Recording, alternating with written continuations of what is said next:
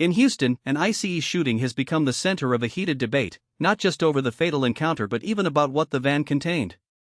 The headline that first grabbed our attention was that a van driver's bag was suspected of holding meth, but a lawyer insists it was simply salt.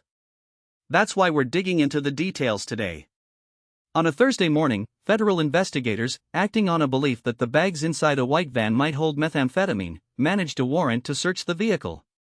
They described the substance as crystal-like. But just 2 days after, Ruby Powers, the attorney for Victor Hugo Salgado Araujo, the victim's younger brother and a passenger in the van, released a statement insisting that the substance was granulated salt.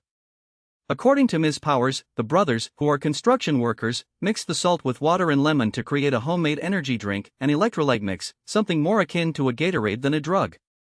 So why does the presence or absence of drugs matter? Harris County District Attorney Sean Tier weighed in, saying that, based on what we've learned about the passengers, it's inconsistent that drugs were in the van. His statement highlights that the entire case is mired in uncertainty. The actual incident that sparked the shooting, however, revolves entirely around a confrontation between local ICE agents and the van's driver, Lorenzo Salgado Araujo. Aaron writes, the newly appointed U.S. Attorney for the Southern District of Texas, released a video statement this week that lays out the events as the prosecution sees them. Wright says, and this is what the prosecutors call the official account, the two ICE vehicles, each with two agents, turned on their police lights and tried to pull over a white van driven by Mr. Salgado Araujo. The van got away, doing a rapid U-turn and hopping a median. The agents didn't pursue. A short idea later, the vans resurfaced, and the agents successfully surrounded the vehicle. They got out of the cars, told Mr. Salgado Araujo to put the van in park. The prosecution says a preliminary informant noted that the driver moved the van into reverse, then forward again, while an officer was partially inside the van or next to it. Then, according to the statement, one officer fired a single shot, striking the driver. The facts that could confirm these accusations, however, aren't yet in the channel.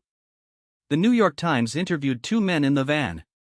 They said the officers did not identify themselves. They also said the weapon was fired through a front passenger window, which is conflicting with the official account.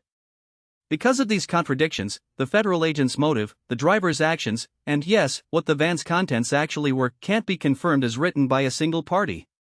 We're hearing different narratives: investigators who believe a crystal-like drug was present, a lawyer who says it was salt, a prosecutor who details the ICE engagement, and frightened passengers who say otherwise.